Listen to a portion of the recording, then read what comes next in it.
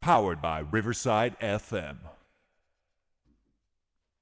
Hey everyone, welcome to a new episode of the Red Devils Corner Kick podcast discussing all things Manchester United Football Club. I hope everyone had a good weekend and is also having a good start to the week. I know I'm a day or two from the derby, but I will be discussing that. I will be discussing other things as well. I will talk about Delap and Cunha. Obviously, they're in the news. I will recap the derby. I also talk about my three players of the match, which I did yesterday on my Twitter feed at RD Corners Kick Podcast on Twitter. I will talk about, obviously, the pundits who have been lovely criticizing the game and also our club. Neville, Scholes, Keane. Is it time for them to, lay off, stop with it, or start putting in some facts about what's going on? Ruben Amorim's comments as well discuss about winning the league. That came in on the weekend. I forgot to mention that in my last episode of the podcast.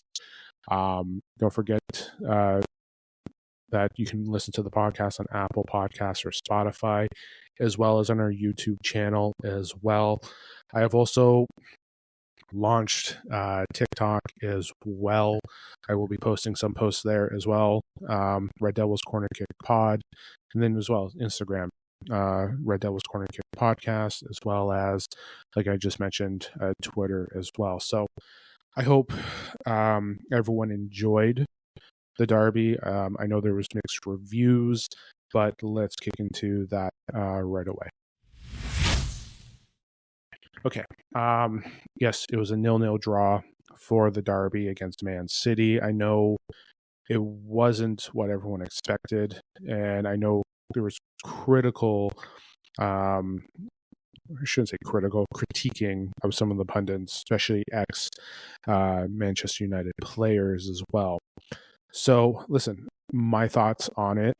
Listen, I was happy with the way the attack went. I was happy with how well they were playing on D. Listen, they had their opportunity, Man United, to win the matchup. They did. Listen, we're seeing progress with this club. Let's not hide the fact that from day one when Ruben took over to now, that there hasn't been progress. And we saw some good things since Nottingham Forest, which was an improvement from the last time when we played Forest. And today we saw Sunday we saw the same thing. We saw the progress, we saw the attack, we saw the transitions, we saw good things happening. And the lineup, Ruben, I think, did it correctly. I know I went with Mount and Eriksson as my 2 10s, but having Garnacho and Bruno there, Casemiro, who as of late has been, I'm going to say, great for the club. A reliable piece. You see him almost back to, I wouldn't say exactly back to what he was that first season with us, but he has been an important piece for Ruben as of late. Garnacho was more controlled with the ball compared to Nottingham Forest, and I know that Nottingham Forest episode or recap, I did talk about, is it time to move on, or like Garnacho not controlling it, taking those hero shots. You saw him more composed in this game, which is a good thing. He still has so much more development to do.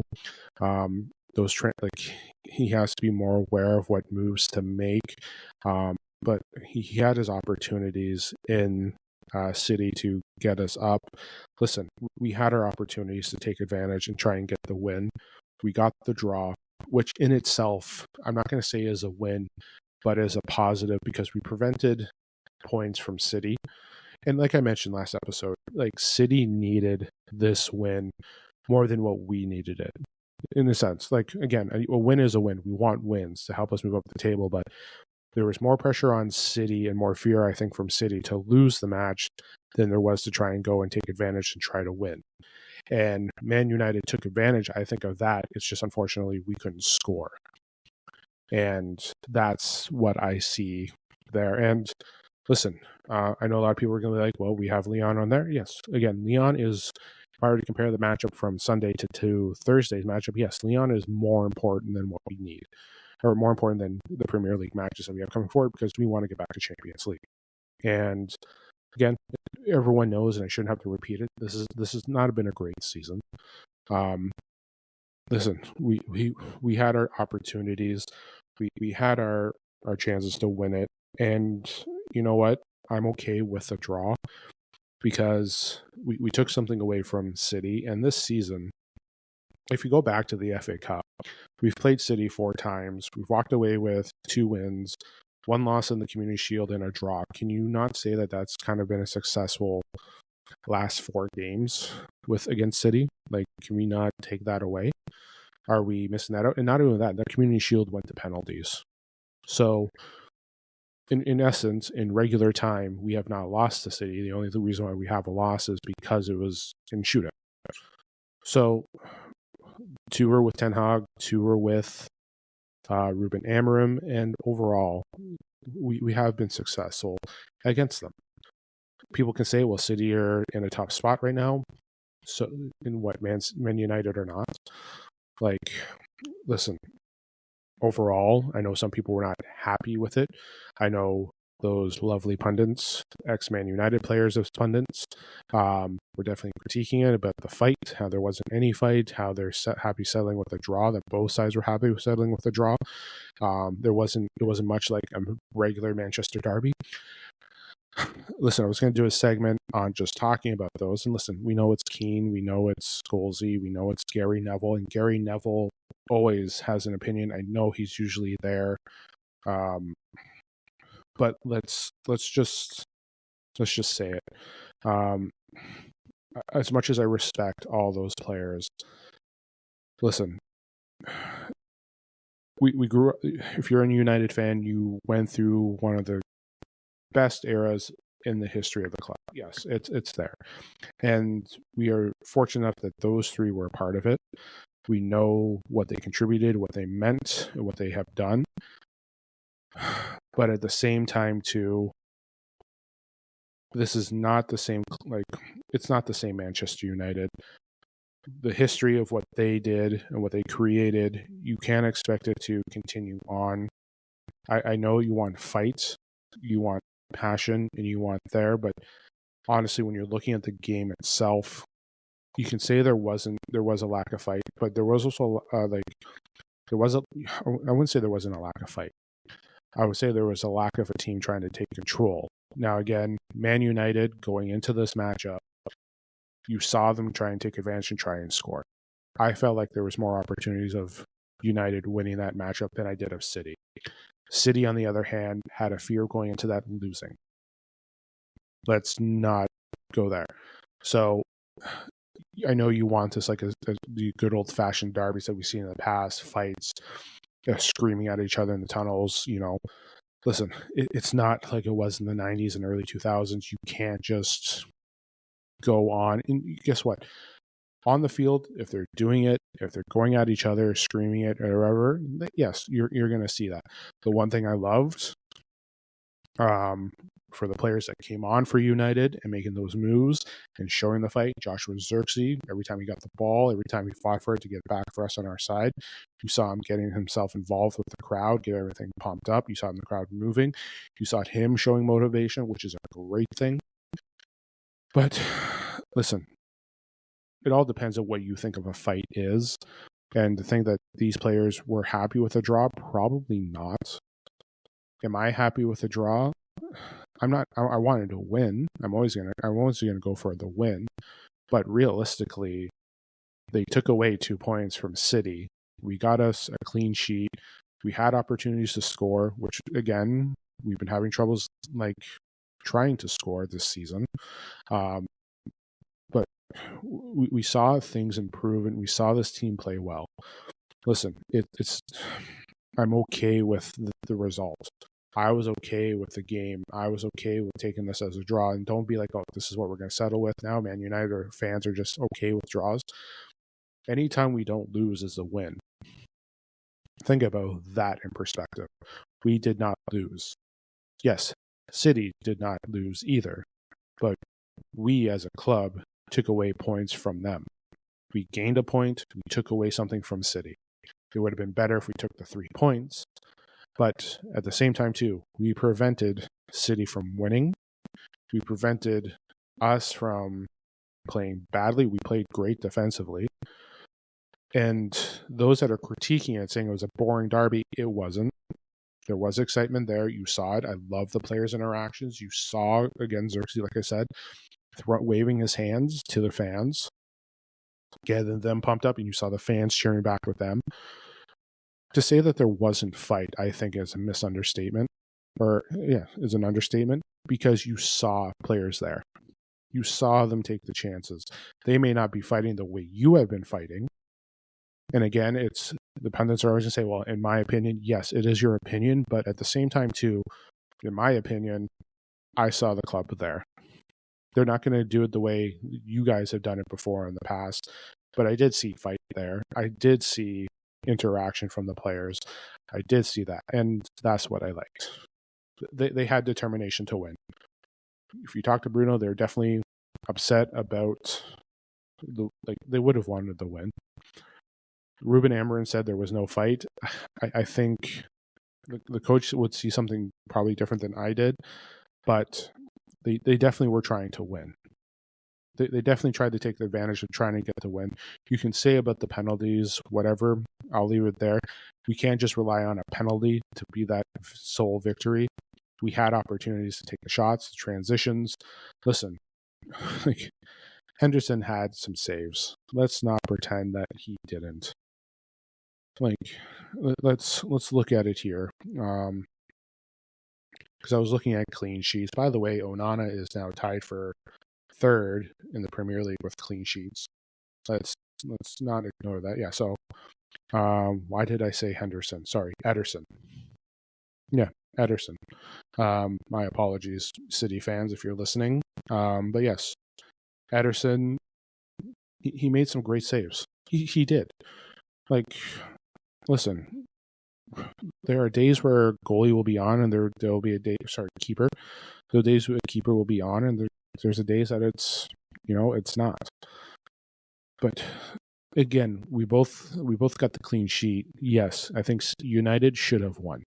United should have won that match. They were the better team. Let's leave it there. Again, I think when you saw them trying to fight and get the ball back, get themselves involved, you're seeing the I think it all depends on what an ex-player will define as fight. But listen, these pundits are always going to critique, always talk about the past and what they think, what they should be doing. That's their job. It is. But at the same time, too, just sometimes I feel like the pundits are trying to pick and go after these players and just try to tear it down because, again, it's their former club. Don't get me wrong. We hear Carragher talk about Liverpool and everything, but he also promotes Liverpool, how great they are. But in all fairness, I'm not trying to, they have a right to critique. They do. They're going to provide criticism. That's what they're getting paid to do. But I'm not saying that they should back off, but I'm just saying there are times where it's great that you would have done this, but not every player is you. Not every player is a Roy Keane. Not every player is a Gary Neville. If they were, we would be talking about Gary Neville again, Gary Neville 2.0. No. Every player does things in their own way. They see the game differently than those players do. And you know what? You don't like what they're doing, so be it. Some of these players that have critiqued, who have worn the badge, they didn't leave the club in the best of way. We all know how Roy Keane left the club. Let's not pretend. He shared his emotions on how things went down with Sir Alex. We know how they are. We know that, oh yes, back in your day, you would do this as well. But guess what? They're not going to pick a fight and go after players in the tunnel. I think the evolution of the game, again, has moved past of the fight, the speaking. They can not speak on terms, but you have to remember, this game has grown so culturally that they're facing countrymen as well. Not only that, sometimes they're facing former teammates. They're facing former countrymen. They're facing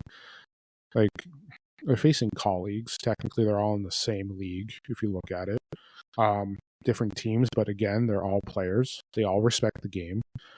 But there's really no benefit of trying to target, because again, if this is the 90s and early 2000s, if they did it today, we're losing players for the season here, guys.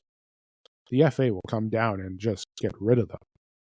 Like, there's stupid things, and again, like the way the game is now, it can't be done there. And you really want to be kicked out of a game before the game starts because you decided to fight in the tunnel. I know there's history. I know that is. But again, players are aware of the history of the clubs and what it means, and they understand the importance of a derby. But at the same time, too, they're not going to go out with revenge. They're not going to go purposely try and punch someone or chase anyone down or throw a fist or anything. They'll get into a disagreement. You'll sometimes see the headbutt. You'll see it there. But at the same time, too, we can't do what we did. So, listen, yeah, that's my rant. I'm sorry if I did. But in the end, I was okay with the draw. We prevented City from winning. We also prevented ourselves from winning, from not taking the opportunities. But in the end, I'm okay with it because I enjoyed the derby. I did. I did. I did not find it boring. I did find it there. So we'll leave it there. My 3 players of the match, because I went on my segment a little bit long, I went with Mazraoui, Bruno, and Lenny Euro as my 3 players of the match. All of them were great. They were. Lenny Euro has been incredible. Happy to have him back. Happy to have him starting. So I was happy with that as well. You can give some honorable mentions to Garnacho, who's a huge improvement from the Nottingham Forest game. Onana with a clean sheet. So overall, I was happy with it. It was an improvement. You're seeing the improvement of the club. You're seeing it get there, take their steps. You're going to see what's going to be happening next. You're going to see growth. So again, we have Leon this week. Hopefully the momentum and the style of play carry on. So again, I'm happy with the draw. As much as people thought it was boring and not what they wanted, I was okay with it. In the end, I'll take that any day, because again, us preventing City winning is a win for us. Us getting a point, that's also a win, because we didn't lose. And for us, critique, like, again, if we were the better team and lost off of a silly mistake, then we'll go off. They're going to go off on Man United on that. But again, City, again, they didn't lose, they didn't win. You can say that, but again, Man United were the better team. They should have the opportunity to win. I'll take the draw. We didn't lose, which that is a good thing for Ruben Amorim to take there. We did not lose. Some people are considering this draw worse than a loss. I am not. I will take the point.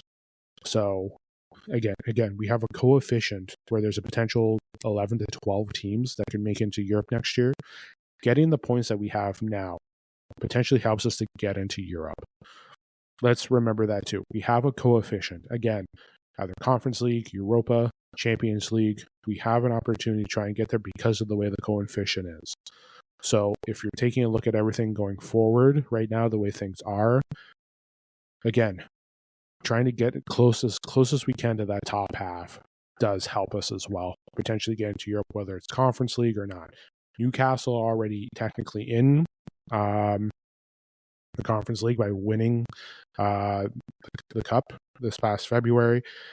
If obviously we're out of the FA Cup, but the winner of the FA Cup goes to Europa.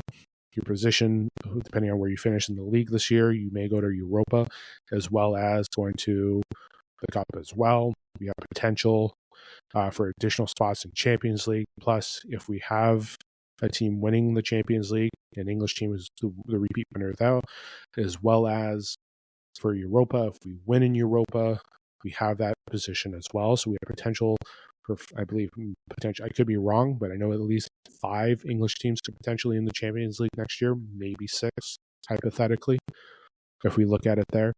So there are opportunities to have that there. So at least 6 teams there. for Champions League, potentially 3 for Europa, for those that win the FA Cup final, plus the additional spot. Yeah, so again, Europa. If Chelsea go on to win the Conference League, they automatically get a spot into Europa. So you have 9 spots there, plus the extra spot for the Conference League, and I believe the extra spot for Europa League as well, and also Newcastle. So you have the opportunity to get into Europe if everything works out for the coefficient. But listen, a point is a point. I will take it.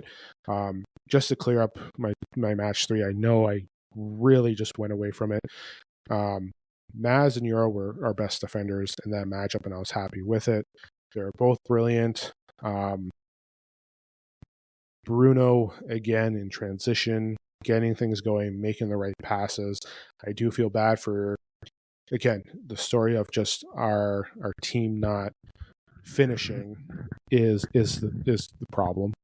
So those passes that Bruno made to Dorgu, to Garnacho, just the shots that went wide, just the shots that couldn't get there, it definitely sucks. Again, I'm just happy with Garnacho's improvement. You can say that you can take put Garnacho in where I put Euro in as my top 3.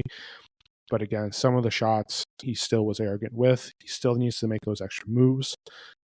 His breakaway, he shouldn't have. The first breakaway that he had, he should have not tried to cut inside. He should have just went cut back to the outside.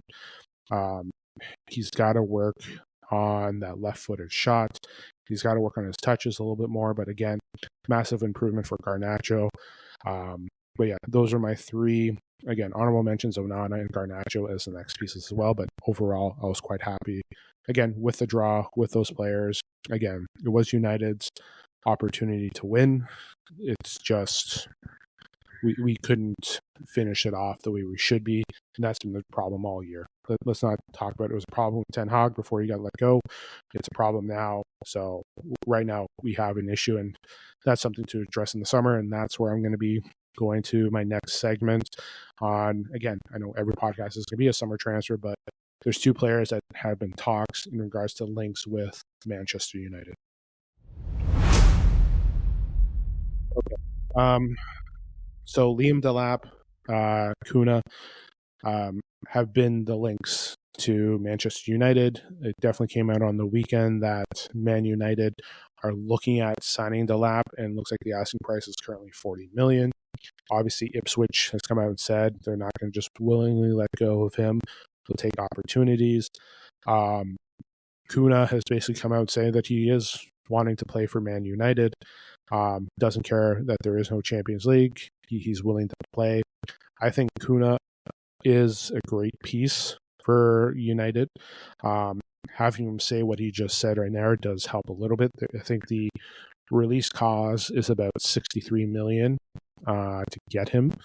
So United need to make some money this summer to get him. Obviously, there's rumors of PSG going in for Rashford. I saw a rumor today on Instagram, $75 million package for Antony to Real Betis. I don't think that 75 is real. If that was, then please cash in right away, Sir Jim, as well. But listen, Liam Delap at 40 million, having Cunha at 60, 100 million on 2 players. Listen, if we can raise the money to get them gone, then take it. Raise the money to get players gone, to get those 2 players in. Please find a way.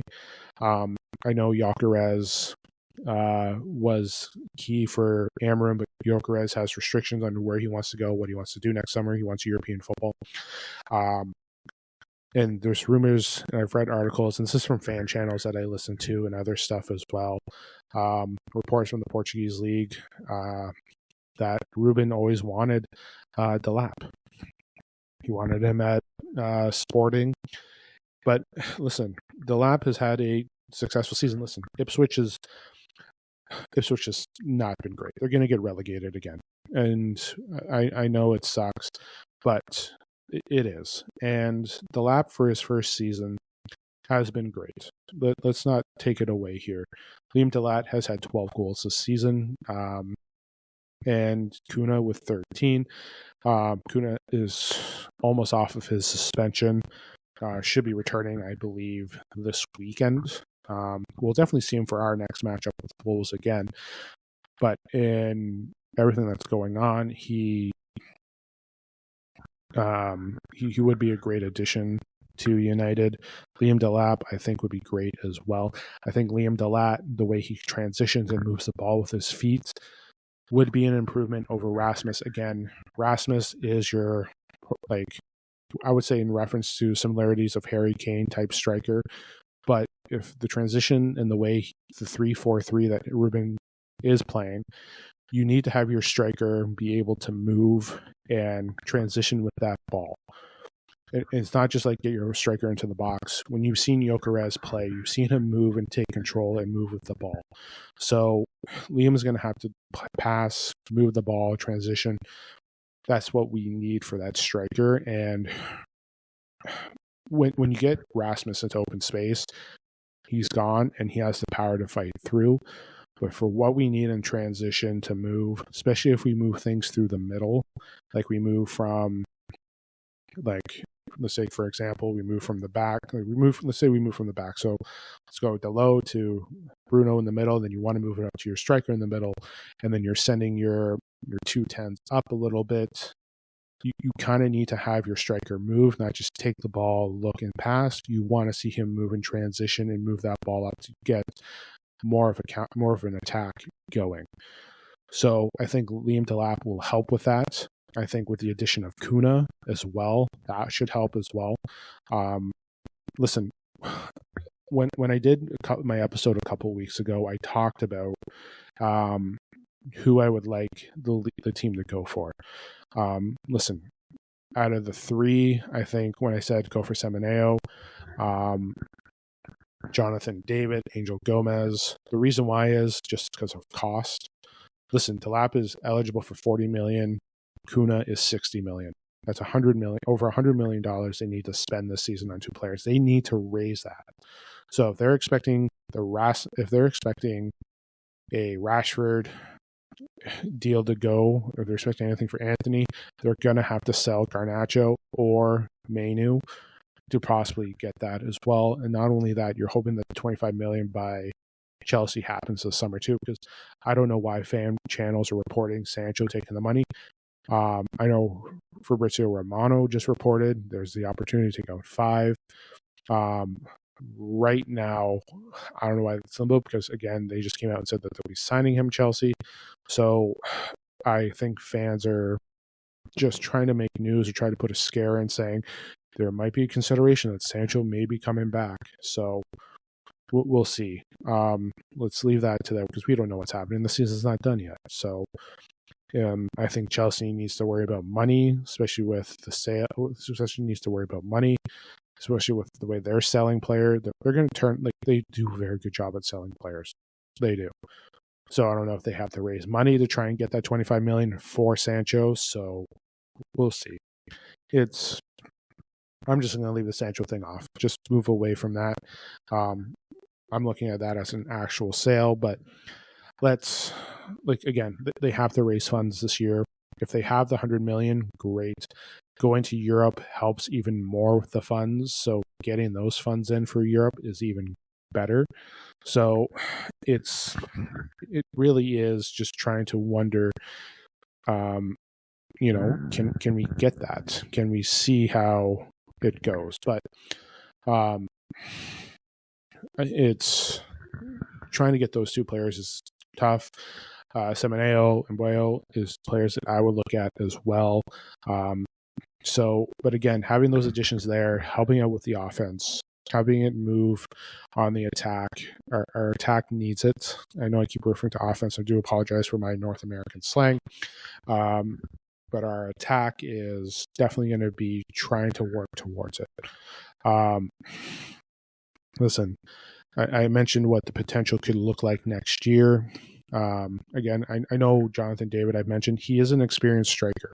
You can bring him in. He's not experienced in the Premier League, but he is an experienced striker. So what you could do next year is this. and I'll just give myself another minute here. I know I wanted not to make this a short episode. I wanted to make this a little short episode. Listen, David, you can go with David Delap because David's on a free. David Delap, Hoyland as your three strikers. If they go for Cunha, you have Cunha, Mount, and I know there's talks about Mount potentially being gone for 6 months to get an injury fix that will prevent him from having more issues down the road because there's the pelvic injury. But let's go. Cunha, Bruno, Garnacho, if him or Mainu are still here. So let's say Mainu gets sold. So you have Garnacho, Bruno, as well as Cunha and Mount as your 4-10s. You have Ahmad who can play, but Ahmad, I believe, should be playing out on the wing. And then in the middle, you'll see Casemiro will still be here. You'll have Ugarte. You have Toby Collier moving up. We'll probably have Kone move up as well. So you have youth develop there. But you're still going to have to go for frees as well to try and boost up, depth. Unless there's some academy players that are all set to go to the senior team. So we'll leave it there. In defense, obviously, we're going to need to improve there with Evans, Lindelof going as well. Lissandro Martinez not coming back until injury. So our defense would still be, and Harry Maguire may be gone too. He may be here for one more year. So again, your defense will still be Delit, Yoro, Maguire is your back three, Lissandro Martinez and Aiden Heaven as well. Harry Amos may break through next year as well as be part of that. So your depth is there, which is good to have. Goalie situation we're still looking at. Onana may be sold. But yes, Cunha, Delap would not be a bad thing. It would be an improvement as well. But again, we still need an experienced striker. But I think having Delap score 12 goals will be key, or has been key for the way he's played. Ipswich has not played well. Let's just go there. But Delap has scored, has played well. 12 goals there. Again, having Rasmus there as well. So hopefully we see an improvement in terms of the attack. But I think transitional-wise, playing up front, I think that's where Delap will succeed over Rasmus because of the transition and move out from the back through our front to attack. I think having that there will be key for Manchester United and having that type of striker. So that's what I'm going to look at. Because again, if Gyökeres is the same type, if Delap is something similar to Gyökeres, which I believe it is, because again, Ruben won apparently him back at Sporting.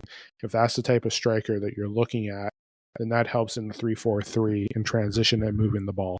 So that's something where Rasmus does struggle a little bit, but Delap, I think, will improve a little bit more, which he may transition over to Rasmus. But that's why I'm going to leave it there in terms of talking about the transfers and those two players. So we'll leave it there. And I'll move into my final segment. It's going to be a combined segment.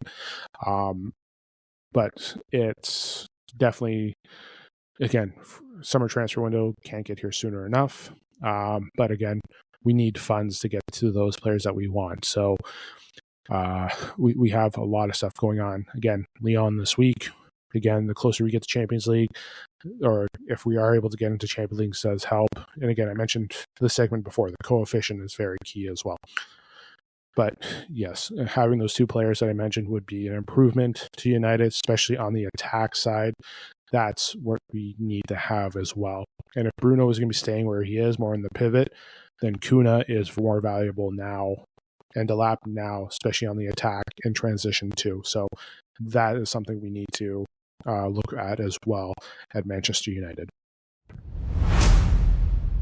Okay. For my final segment, again, I'm combining this, just two little things. I know there's comments on the weekend. I forgot to mention this in episode 7. There's talks of Ruben making comments about winning the league with Manchester United and the blowback that he has been getting.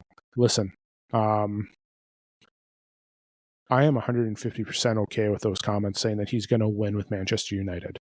He doesn't know when, and again, he wants to aim to end up competing. I know that's the pressure of being a Man United manager compared to any other manager in the world. Listen, God, I don't want to just say these comments, but I'm going to. And you can take it the wrong way. You can take it whatever. Listen, Man United is the biggest commercial club in the world. I'm saying commercial because of the marketing and how they portray it. Realistically, they are. Are they the biggest club in the world? The answer is no. Listen, the biggest club in the world is Real Madrid. That's how I'll leave it as. Real Madrid has their set ways on winning and everything, and you see them succeed. Ruben Amorim, the Glazer. I'm going to say Ruben Amorim, probably in his mind, would like to have something similar to that. I'm not saying he's going to, but he wants to win and succeed. And when I'm saying, when you're doing a club commercially that has a lot of cameras on you, reporters, ex-players who are now pundits who are part of the team organization, for example, Gary Neville in the new project, who's involved with Sir Jim and knows what's going on. And again, I've critiqued that interview that they had before.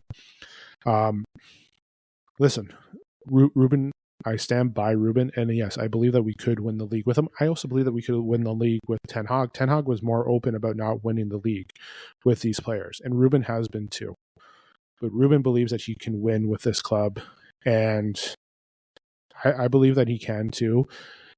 But again, it's not going to be with these players. It's not going to be with most of these players. I believe some players are going to be here when he does hoist that trophy. And he wants to compete next year. I know there's pundits and stuff on Sunday they're saying that I can see them in the top 4 next year. Excuse me, I do apologize for that. And listen, Ruben, I stand by what Ruben's comments are. I believe him saying that is nothing wrong with saying it. Their goal is 2028 to win the Premier League because it's the 150th birthday of Man United. But yes, I stand by his comment saying, I want to win. I do. I believe in those comments that he says. I want to lift a trophy, and I believe that I am going to win with Man United. And I'm okay with that. There's nothing wrong with that comment. There really isn't. And for fans to say, oh, he's dreaming, is, you know what? I believe it. I do. I think there's nothing wrong with those comments. I have nothing wrong with the way he critiques and the way he speaks. Sometimes you wonder if it's Sir Jim and their group saying, hey, you have to say this. But I really do believe that he believes that they can win. And I believe that eventually we can win with this manager. Listen, like I said, commercially wise, Manchester United are the biggest club in the world. Commercially. I'm saying it. I don't care if someone's going to hate me on it. But they are the biggest commercially. Historically wise, Real Madrid is the greatest club in the world. They are. Don't try to say, oh no, that's not true. Commercially, Man United is the biggest club. Talent wise and everything else, it is Real Madrid. And Liverpool is coming close to tying Man United in league titles. They have 6 Champions Leagues to our 3, and yes, you can throw in the treble all you want. But right now, commercially, we're the biggest. But right now, historically, winning and everything throughout the history of English football, right now, Man United are second with the history. And I'm sorry. I'll give it to Liverpool for, they're dominating, and yes, they've gone through their down years, and they changed their system. They got rid of owners, and again, they're going to come away with another Premier League. They won a Champions League only a couple of years ago, so let's not throw away what they have done in the last couple of years. They've been there. They have. They're still a good club. Yes, the year that we finished 3rd, they finished 5th. That was a down year. Guess what? They had injuries. Fans remind us of that. We had injuries in 2000. We have injuries last season that affected us. Nobody cared. But let's be real. Like, even when the Liverpool fans said that they had injuries, we said the same thing. We don't care. Listen, and I'm sorry that I did, and I just got that brain fart of a lost train of thought. But realistically, the pressure that Man United managers have to face is tough. Their goal is always going to have to be the Premier League or nothing. And you can say that Ruben was just going with that, but realistically, I still support that he can, and I believe that they're going to. And I believe it's going to be with players that are currently on this roster, but it's not going to be everyone that's on this roster. And we'll have to see how the transfer goes. But again, I would like for them to compete next year. But I do believe that Ruben will be hoisting the trophy in a couple years. I do. And I think he's building a system, and they're going to fight. So that's what he needs to bring back. He needs to have those players passion and fight and control the game and win. But right now, for those comments there, for the backlash that he's getting, he has my support 150%. My last segment, which is combined, after the game, there was another protest, a sit-in protest, which I loved. I wish there was more fans staying with it. But shout out to the 1958 for organizing again, to all the fan supporters that stayed after the game to show, to Sir Jim and to the Glazers, if you think it's about the progress of the team, it's not. It is to the way this club has been handled, to the way you've been influxing ticket prices and affecting this club for money. The fact that the Glazers have not taken ownership and putting $1 billion in debt into this club, if you cannot see that, maybe it's time for those owners to go. They don't. Again, like I said, these owners care about a commercial product. They do not care about the actual. And that's why I'm saying here, they're focused more on making this club the biggest commercial club in the world. That's what it is. And that's what my little segment beyond that was before. They're the biggest commercial club in the world. The biggest club in the world overall is Real Madrid. We can go through rankings before, but commercially, it is Man United. Let's remember that. And fans need to look past that. Ignore that. Stop worrying about commercials and stop worrying about selling the brand and whatever. Worry about the focus on this club. That's it. Like, I know they're going on tour like 4 days after the season ends. Like, congratulations. Your commercial season has already started. Yay, £8 million. Great. But this club is suffering in debt because of neglect from the ownership who do not care. And I know Sir Jim can't say squat, but he knows as well that eventually he may even leave because he can't handle it. And I hope that someone comes in and buys the club fully. And I hope this all happens while the new stadium is being built, because then we're going to see how great the Glazers are as a failure. I do apologize for that rant. And again, going back to it, shout out to the 58. Shout out to them organizing again. And I wish I was there to stay after. Unfortunately, I'm in Canada and I can't attend. But again, shout out to the 1958 for getting everything organized and doing that sit-in process to stay longer. Because again, Liverpool fans started doing that when they got the ownership change too. So AC Milan fans stopped going to the games, but it's going to take more than just a sit-in. I think it's going to take more next season as well. Wouldn't it be great if no fans bought tickets to the first game? I would like players to stand in too. I would like players to give their opinion as well, but I know they can't because of the risk of having contracts being gone and let go. But I know when you have a captain like Bruno, you understand that he understands and he feels for those who have lost their jobs, staff, the fans. He understands everything. But again, shout out to the 1958 again. We're organizing another protest to sit in to, again, protest ticket prices, protest the debt, protest the way this club has been run and neglected. It hasn't been great, but yeah, I think the 1958 deserve, and the fan groups and everything in Man United, in Manchester and in England for organizing. And to those fans that stayed extra, thank you. Listen, that's it for today's episode of the podcast. It went way longer than I expected it to. And again, I went on my rant. And if I offended anyone, that wasn't my intent. But that's just what I gave my opinion on that last little bit as well. But listen, we have Leon on Thursday. I will be doing my preview episode. Next episode will be there, aiming for Wednesday night for the release, which technically today is Tuesday, so tomorrow. So tomorrow, new episode will be out previewing it. Listen, it's the first matchup. of Europa, the quarterfinals. It's pressure. It's game time. This is what we got to fight for. I'll also talk about what Onana said as well tomorrow too. But yes, next episode, squad predictions, as well as, anything updated in between now and to tomorrow's episode. But yes, squad predictions, what I'm looking for the game on Thursday.